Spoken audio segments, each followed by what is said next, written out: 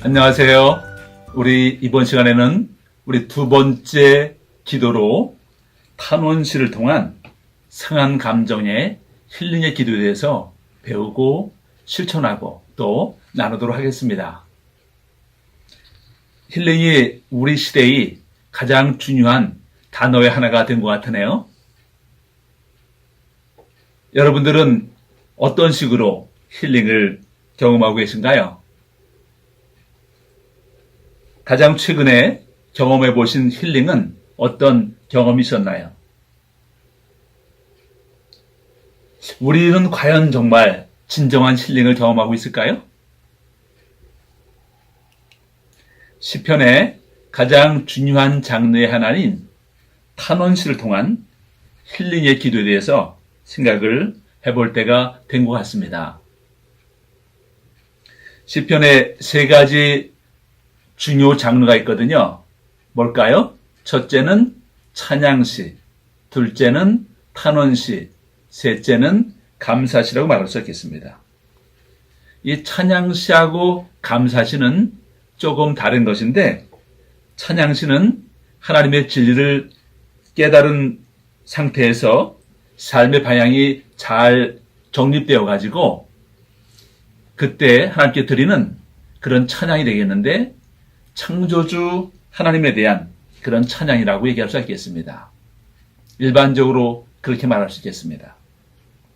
예를 들면 시편 8편을 말할 수가 있는데, 우리 한번 시편 8편을 찾아볼까요? 제가 읽어보겠습니다. 여호와 우리 주여, 주의 이름이 온 땅에 어찌 그리 아름다운지요. 주의 영광이 하늘을 덮었나이다. 주의 대적으로 말미암아 어린 아이들과 젖먹이들의 입으로 권능을 세우시며, 이는 원수들과 보복자들을 잠잠하게 하려 하심이니이다. 주의 손가락으로 만드신 주의 하늘과 주께서 베풀어 두신 달과 별들을 내가 보오니, 사람이 무엇이기에 주께서 그를 생각하시며 인자가 무엇이기에 주께서 그를 돌보시나이까. 그를 하나님보다 조금 못하게 하시고 영화와 존귀로 관을 씌우셨나이다. 주의 손으로 만드신 것을 다스리게 하시고 만물을 그의 발 아래 두셨으니 곧 모든 소와 양과 들짐승이며 공중의 새와 바다의 물고기와 바닷길에 다니는 것이니이다. 여호와 우리 주여, 주의 이름이 온 땅에 어찌 그리 아름다운지요. 그런가 하면 감사시는요, 하나님의 구원을 경험하거나 삶의 고난을 극복한 후에 드리는 감사의 순간이라고 말할 수가 있겠습니다. 시편의 저자들은요, 그들이 경험했던 삶의 고난의 원인에 대해서 그 원인을 크게 두 가지라고 생각을 했어요. 한 가지는 자신들의 죄악 때문이었고요. 또 한 가지는 악한 자들에 의한 그런 고난이었습니다. 시편의 신자들은 자신들의 잘못이 없어도 삶에는 많은 고난이 있을 수 있음을 그들이 이해했답니다. 우리 한국 사회는 어떨까요? 한국 사회는 또 다른 고난의 원인이 있는데, 그것은 뭐냐면은 불평등한 사회 시스템으로 인한 고통이 있다고 얘기할 수 있겠습니다. 예를 들면 뭐가 있을까요? 고액 과외를 통해서 대학 입시에서 유리한 사람들과 그렇지 못한 사람들의 아픔을 말할 수 있겠죠. 어쨌거나요, 잘못이 누구에게 있던지 간에 중요한 것은 그런 상황에 어떻게 대처하느냐, 그것이 아닐까요? 탄원시는요, 바로 그러한 것에 대한 좋은 대답이 되는데, 세 가지 이유에서 그렇다고 말할 수 있겠습니다.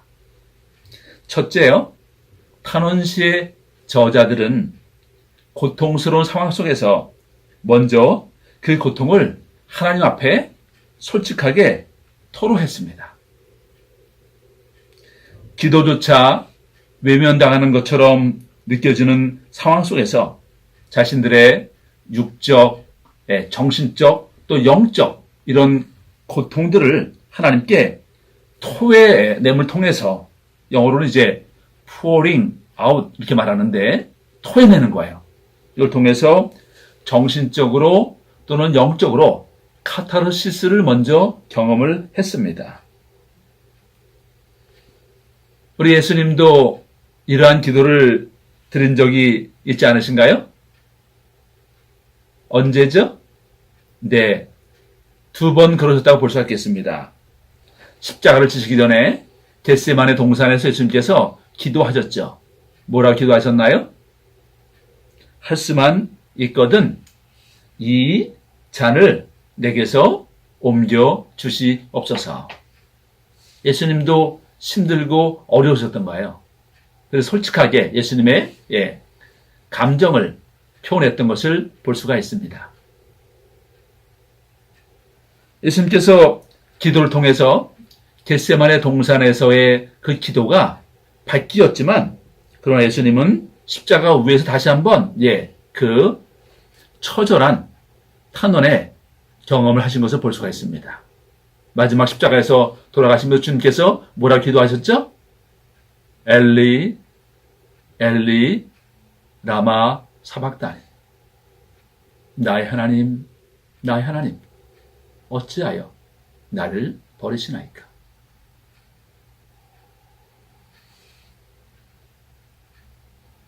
두 번째로요, 시편의 탄원시가 우리한테 유익을 주는 이유는 고난을 영적인 관점에서 해석한 거예요.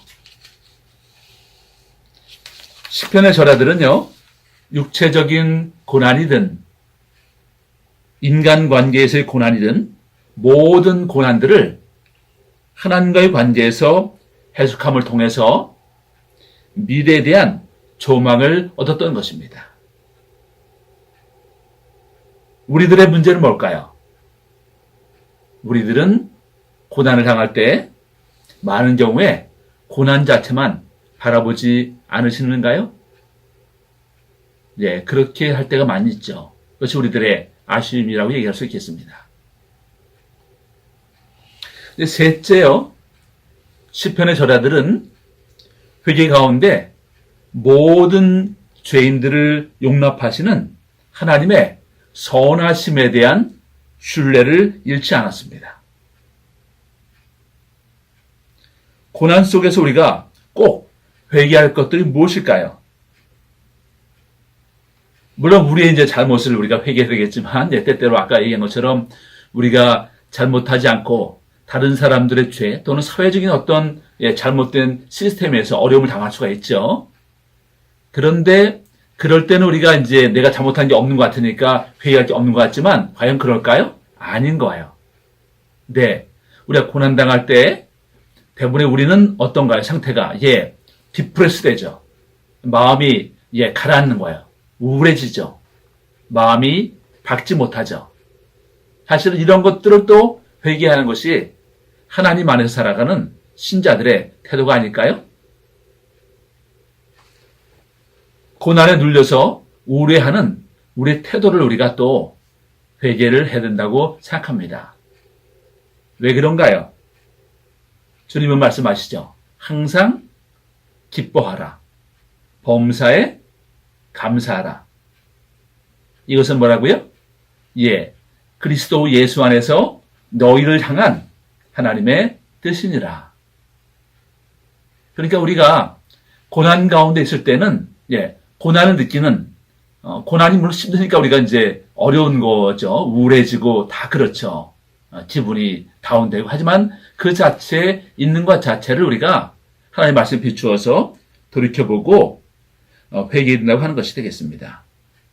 어쩌면 우리가 고난의 상태에 그런 가운데 있다고 하는 것은 뭘 또 반증하는 걸까요? 우리의 믿음이 여전히 부족하다.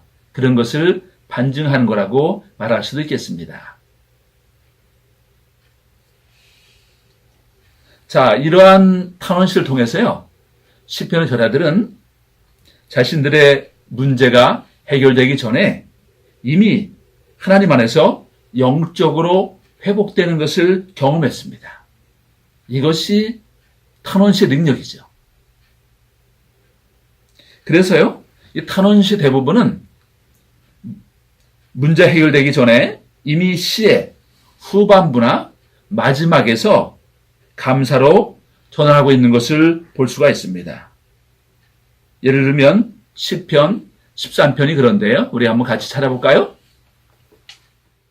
여호와여 어느 때까지니까 나를 영원히 잊으시나이까 주의 얼굴을 나에게서 어느 때까지 숨기시겠나이까 나의 영혼이 번민하고 종일토록 마음에 근심하기를 어느 때까지 하오며 내 원수가 나를 치며 자랑하기를 어느 때까지 하리이까 여호와 내 하나님이여 나를 생각하사 응답하시고 나의 눈을 밝히소서 두렵건대 내가 사망의 잠을 잘까 하오며 두렵건대 나의 원수가 이르기를 내가 그를 이겼다 할까 하며 내가 흔들릴 때 나의 대력들이 기뻐할까 하나이다. 나는 오직 주의 사랑을 의지하여 싸우니 나의 마음은 주의 구원을 기뻐하리이다. 내가 여호와를 찬송하리니 이는 주께서 내게 은덕을 베푸심이로다. 이 시는 탄원시 중에 하나인데요. 시작을 하나님께 탄원하는 것으로 시작하죠.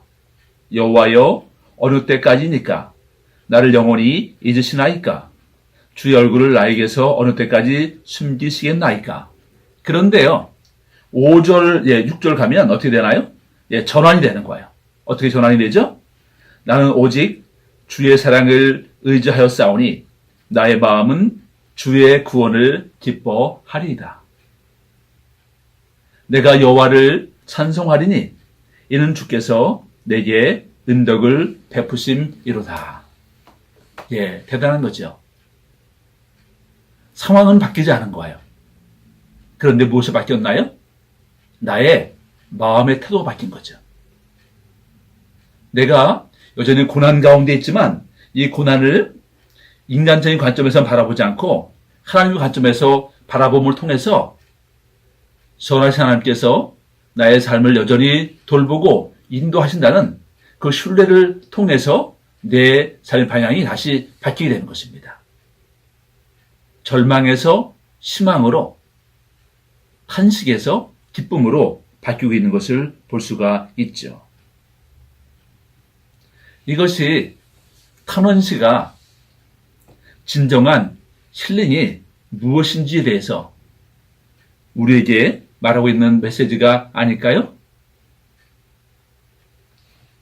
영성적인 힐링이라고 하는 것은요, 고난으로 인해서 삶의 방향 감각을 상실해 버렸지만 하나님과의 관계 회복을 통해서 그 고난을 넘어서서 새로운 삶의 방향을 발견하는 것입니다. 요거를 이제 저는 오리엔테이션이라는 단어를 통해서 설명하고 싶습니다. 우리가 학교 들어가면 오리엔테이션 하죠? 오리엔테이션이 무슨 뜻일까요? 여러 가지 이유가 있지만 그 중에 한 가지가 뭐냐면, 이제 당신은 우리 학교 들어왔으니까 우리 학교에서 이렇게 지내면 앞으로 잘 학창생활이 즐거울 것입니다 라고 하는 방향을 잡아주는 거예요. 방향이라는 뜻이 있어요. 오리엔테이션이. 그래서 오리엔티드라는 동사도 있는데, 오리엔티드 그러면 방향이 잡힌 그런 상태가 되겠습니다. 자, 그런데 우리가 인생을 살다 보면 삶의 방향 감각을 잃어버린 것처럼 느낄 수가 있죠. 고난이 오면 사람들이 사실은 대부분 다 이렇게, 그러한 것들을 경험하게 되죠. 방향을 잃어버리는 거예요. 그것을 영어로, disorientation이라고 말합니다. 오리엔테이션 앞에 부정어인 dis를 붙이면 되겠습니다. 자, 그런데 고난이 아직 해결되지 않았지만 하나님과의 관점에서 그 문제를 대하기 때문에 이미 반향이 재정립되는 거예요. 반향이 재정립되는 것을 영어로 reorientation 그래요.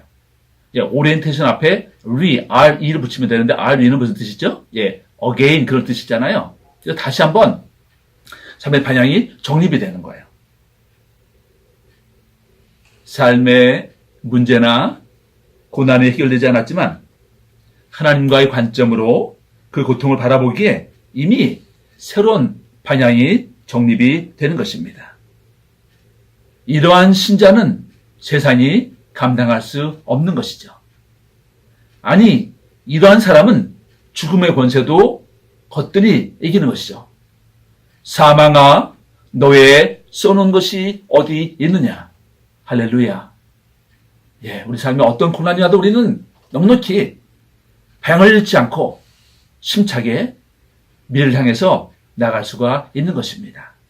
이것이 바로 시편의 타는 시가 힐링을 갈망하는 우리 신자들은 물론이고 사실은 교회 밖에 있는 사람들한테도 도움이 될 수 있는 그런 위대한 메시지가 된다고 생각합니다. 이제 이렇게 고난이 임하고 하나님이 얼굴을 돌리신 것처럼 느껴질 때요. 우리는 종종 U자형의 방향 전환을 하는 것 같아요. 자, U자가 어떻게 생겼죠? 예, 이거죠. 이렇게 생겼죠. 예. 고난이 와서 점점 얼어졌다가 나중에 이제 어떻게 되죠? 예. 회복을 하는 거죠. 회복은 했으나 보세요.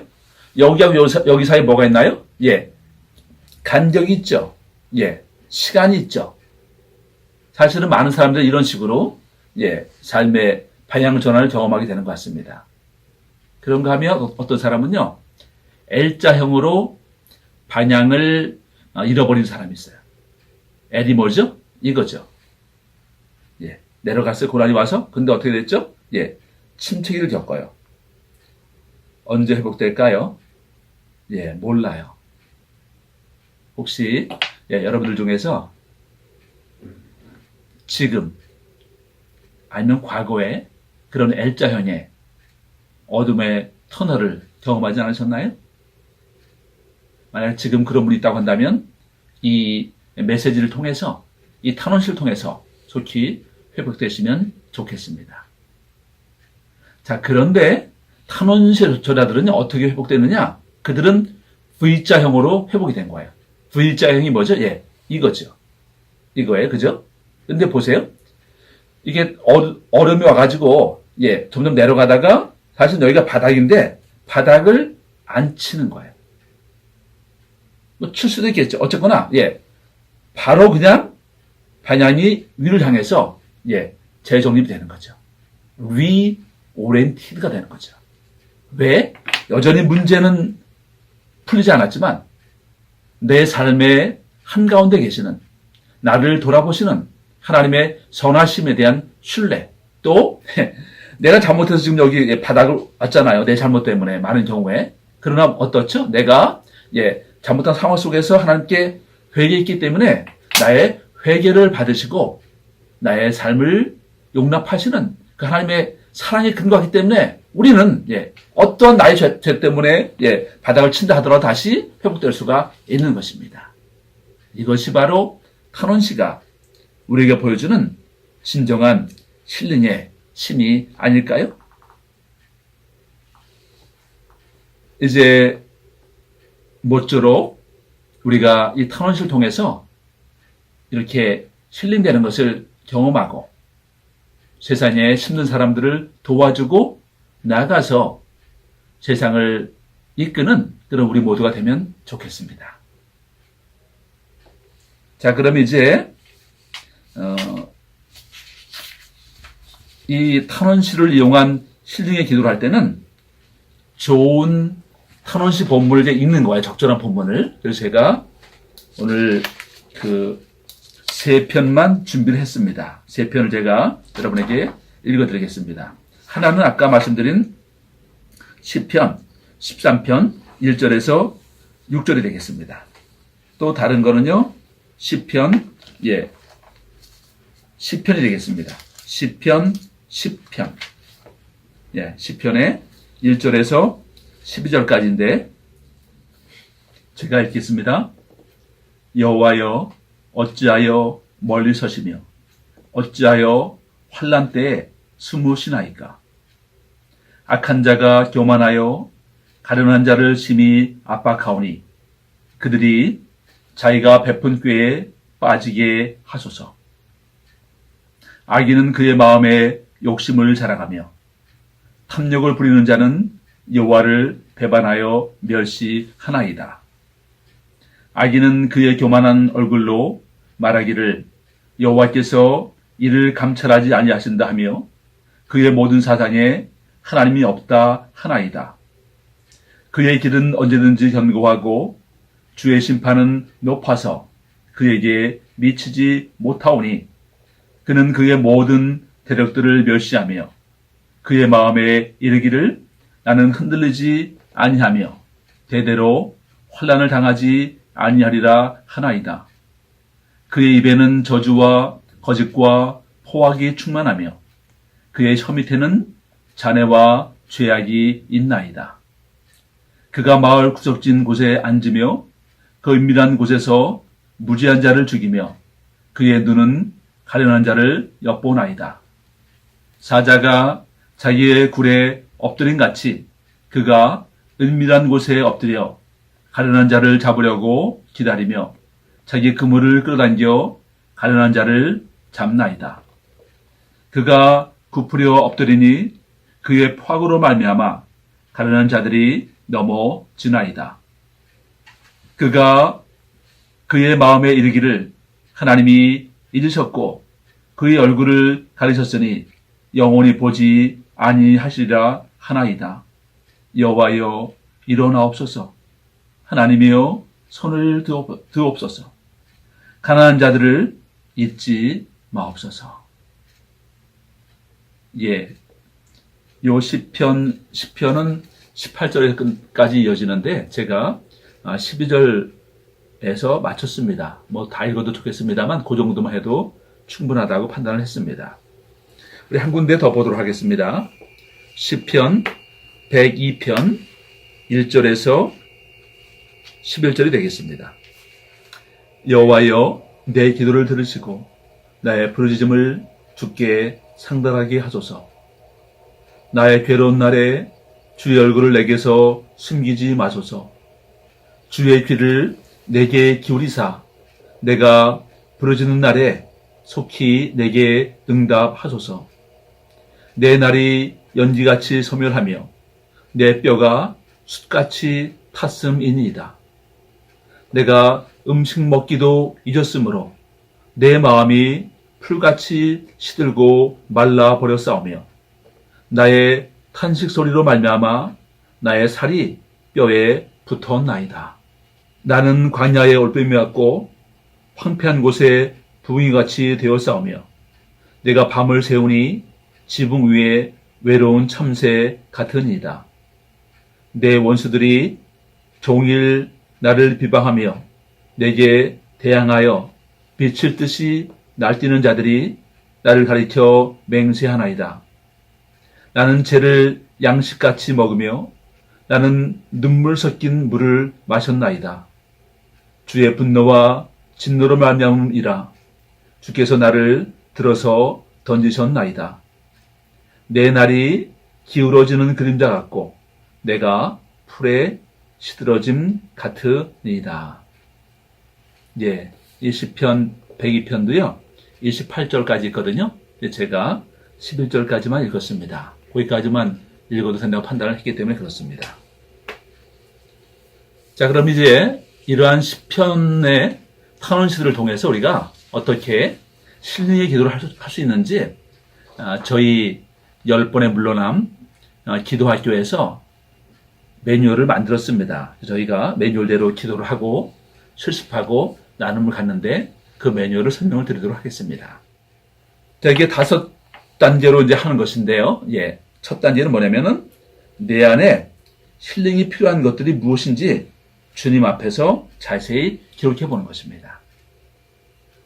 재밌어요. 제가 학생들을 이렇게 대해봤더니 본인들이 그러한 상처, 그런 아픔이 있는지를 잘 모르고 살아가요.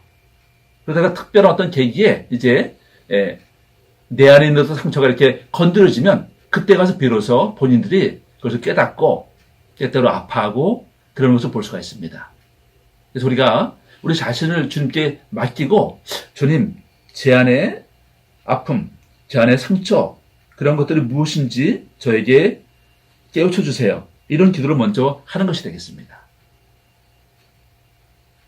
두 번째는요, 여기 제시된 탄원시가 있죠. 세 가지를 제가 말씀드렸죠.